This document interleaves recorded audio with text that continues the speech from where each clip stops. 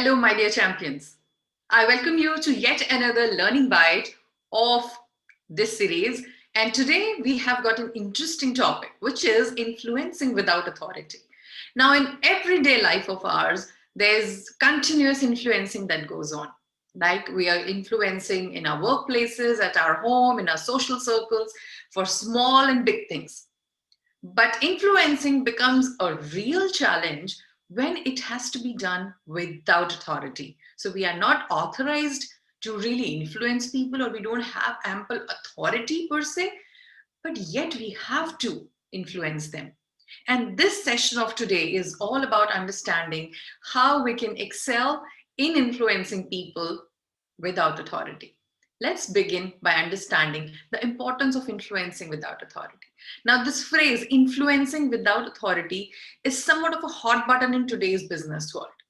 And the reason for that is that influencing others without formal authority is a challenge that people see as the crux of many of their day to day frustrations, right? So, how many of you agree, and how many of you have encountered such situations where you didn't have enough or ample authority to influence people or ask them to be agreeing to something, but you had to face that situation and get people on your side? How many of you have faced that situation? I'm sure pretty good numbers. Great, great. So let's understand why is influencing without authority critical, right? Now consider this situation. You're tasked with leading a project within your organization, but in an unofficial capacity. Now, technically, you're not in a position of leadership, but you have been given managerial responsibilities such as generating a budget or creating a schedule, managing and coordinating a team, assigning tasks, taking feedback and taking reports on that. Now, so long as everyone else plays along, you shouldn't be fine, right? But that can be a big task. Now, while your co-workers might not be intentionally trying to thwart your success or not really aligned with you, they would be desirous of doing it, but their priorities are naturally going to align with those who hold authority over them and their jobs, right? Now, their immediate supervisors. So what their supervisors or their authorized supervisors would ask them to do would become their first priority. Yes, that's natural, and that's logical as well. Now, without a position of authority, your priorities or things that you ask for, the task related to that particular assignment that has been offered to you, they're likely to take a backseat to everything else on your team's plate, right? Often to the detriment of your initiative, right? Now, to how many of you that sounds familiar? And if so, then you understand just how difficult it can be to lead without authority. And not just that, champions. We can also have this kind of situations while we are into a social environment, right? Say you are living, in a residential society, a residential place, and you want to take an initiative, but you definitely want others support also in that. Now, you're not an authority. You're not at a position where you can just ask people, okay, let's gather and let's do this, and this is my plan. What is your plan? That authority you do not have, but you know that if you take initiative, things will change, right? Now, even in those scenarios, when you want to take an initiative for social causes, or in your personal life where you have social people around you, even in those situations, this could be quite tricky. And unless we do something to help people get influenced by us, it's going to be a tough task. So I am sure now most of you agree on the fact that influencing without authority is not something which is alien to our lives. It happens on and off, maybe as frequently as the influencing situations happen, right? So more than the influencing with authority situations, we encounter influencing without authority situations. So let's find out together how we can deal with it and how we can excel in that. If you're ready, give me a thumbs up.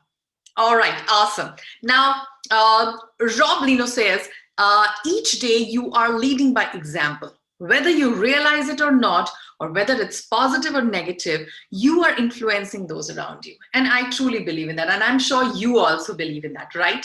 Because it's all about a ripple effect.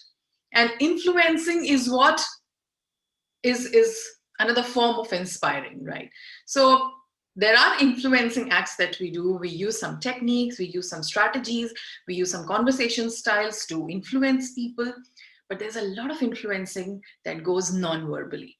The way we act, that the way we respond to situations, the way we speak, the way we treat people, our behavior in different situations, all of that inspires people, or in a way influences people to change. And that is what influencing all about.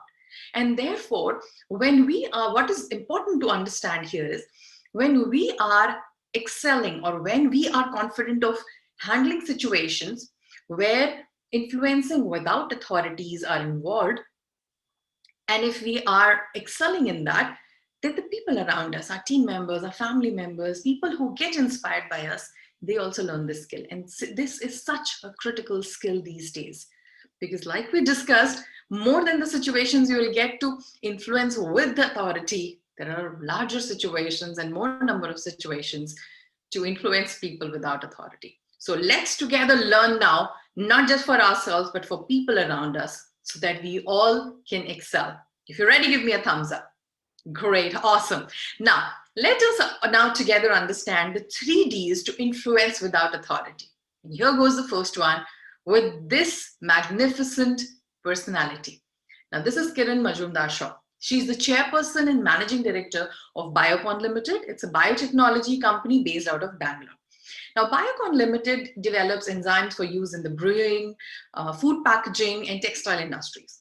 Now, when Kiran wanted to start the company, she had little knowledge about the working and the technical knowledge needed to influence people to invest in her company so that she could begin her venture. In order to make her dream a reality, she started working for another multinational company of the same segment to develop her expertise. She knew that if she had the right expertise and knowledge, she could influence people to invest in her company, even though she had zero authority at the time.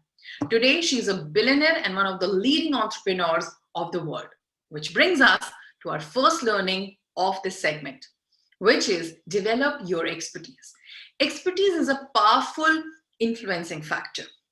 Discipline-specific expertise is fundamental when diverse roles are working together in a project. And industry-specific expertise can be critical when you're working in a cross-industry team, right? So different kinds of expertise help you in different situations. Use your expertise to underpin your recommendations and requests. If your peers know that you have expertise and knowledge on certain subjects, they are more likely to get influenced by you, even if you hold no authority over them. And that makes all the sense, because authority is one thing, but expertise at times overpasses over authority. Because when you have expertise, you know what is right and what is wrong, what leads to what consequence, right? And a similar thing could be applied in the personal life as well. If you want to take an initiative, develop your expertise on that initiative and then help the other members understand your expertise first. And yes, this is the kind of work that I have done. This is what I have assessed. This is my expertise to understand this, and I'm here to take it forward. Come help me.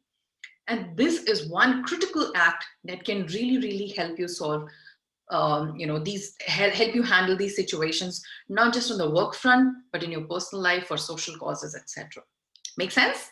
Then give me a thumbs up. Great.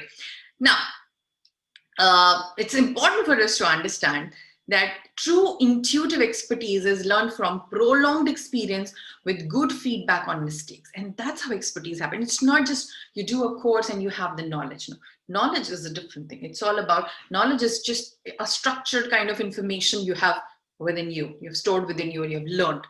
That's knowledge. But expertise is when you know what leads to what.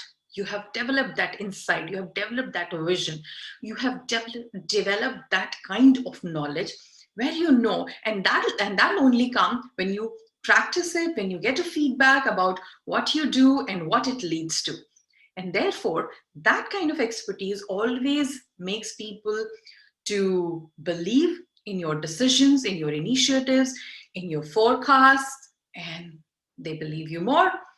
They have much trust on you they have much more confidence on you, and therefore there will be higher chances of them getting influenced by you. Sure? All right, great. Now let's move on to our next personality, and let's learn some amazing thing about her and from her. This is Falguni Nair. She's the founder of the famous makeup and accessories website, Nykaa.com. Now, after working 20 years as an investment banker with Kotak Mahindra, she left the job to pursue her own dream.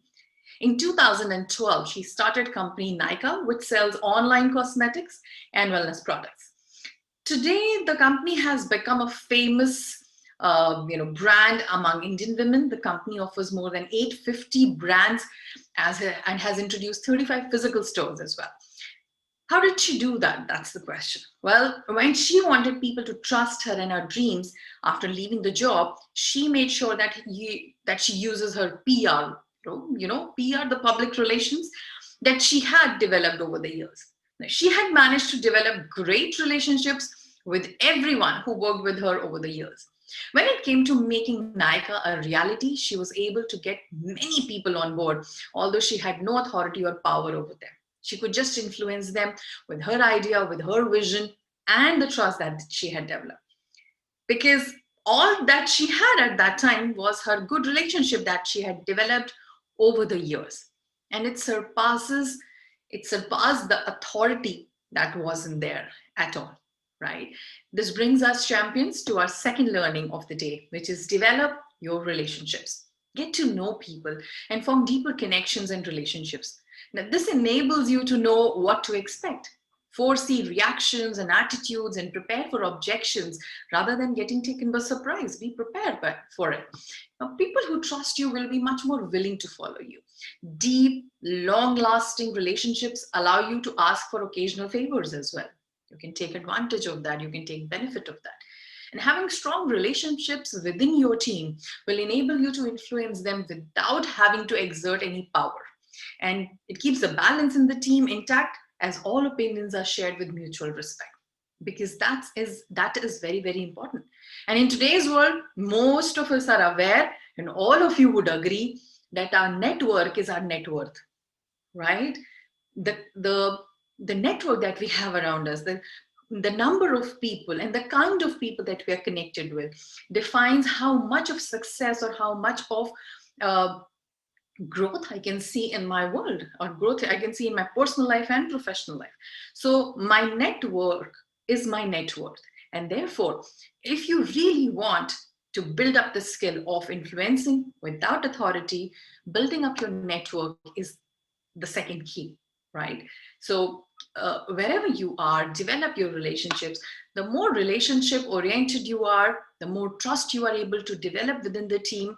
It would be easier for you to have their affirmation, their agreement. If you are trying to influence them in any situation in the future, you're trying to influence them without authority, they will have greater buy-in because they already trust you, right? Make sense? All right, give me a thumbs up then. Great. Now let's move on to our third great personality. She's Arundhati Bhattacharya, and she's a retired Indian banker and former chairperson of SBI. She is the first woman to be the chairperson of State Bank of India. Now, Bhattacharya joined SBI in September 1977. She's the first woman to lead an India-based Fortune India 500 company. And initially, she joined SBI in 1977 as a probationary officer at the age of 22 years. She has held several positions during her 36-year career with the bank. She progressed from one position to another quickly and held many powerful positions in the later years of her service with the bank. If you ask her colleagues from over the years, they all credit her success. With her positive and right attitude, she was able to always keep her team together and work for the better of the organization. She had the power to influence people who worked around her without having to exert her authority. Because of her attitude and the right and the positive attitude, good situation or bad situation. And because she was able to connect so well with her colleagues with this attitude, she was always able to extract the best out of people, and people always had confidence over her to be influenced by her. Now, And this worked for her from the very start of her career, primarily due to her positive and right attitude towards her teammates and work. So even in situations where things were not going right, her right and positive attitude kept the team together. She was able to have the team aligned to that goal, even if there were deviations. And that really helped people. And when they would think about it in the foresight, they would always feel, yes, Arundhati really helped us in this situation. And over the years, this right and positive attitude helped her to reach the greatest of the successes. And that's what we have to learn from her. That's a third learning for the day, which is develop the right attitude. Your attitude or how you treat other people is one of the most important factors of influence. Be honest and straightforward. A slip in your integrity will cost you trust for a long time. Don't waste people's time.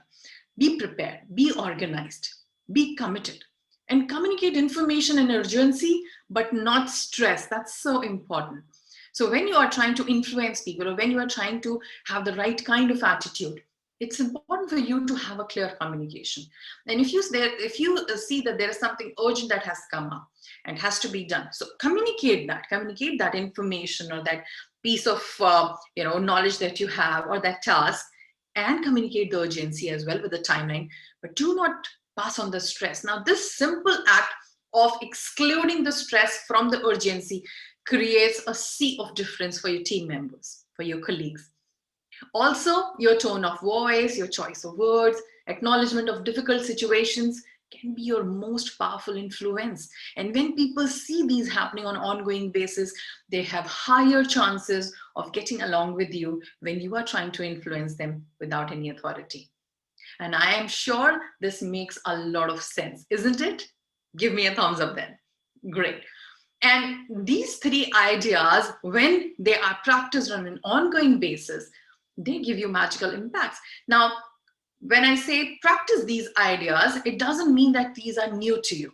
You're already doing it.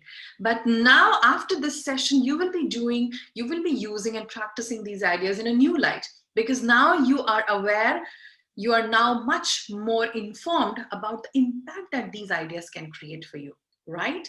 So let's now do a quick summary of these ideas here, the 3 Ds to influence without authority. The first being develop your expertise. When you have expertise, you can always have people to have more and more trust in you, and you can always deal with the unforeseen questions, unforeseen situations, and manage those situations. Develop your relationships. Your network is your net worth. Develop relationships, develop the trust that you need, and the people would always be there to be influenced by you to get along with you. And the third D is develop the right attitude, the right and positive attitude of managing situations, of being with people when they need you, of dealing with situations which are different and difficult, acknowledgement of people's effort, how you speak, how you treat people, all of that, cumulative impact of that, which builds up your attitude of not only celebrating good times, but also managing and coming out of bad times, helps people to be more connected with you, be more trusting you, and be more influenced with you when the time is there. And with this, I want to congratulate all of you, because you are all set to win. If you wish to join us for more such learning joy rides, I'll be happy to connect with you. My name is Yasha Watts from Star Consulting. That's how my LinkedIn page looks like. And you're most welcome to join me. I'll be happy to join you back there. With this, champions, I want to thank you for joining us for this session and learning these amazing ideas together. And I'm pretty sure that with these ideas, there's no stopping ahead. Influencing without authority is quite a critical skill. But with these ideas, it will become a lot easier for us to have to struggle. We wouldn't have to struggle a lot to get people influenced, both professionally and in the social environment as well. So wishing you all the very best for that, champions. Thank you very much. Namaste.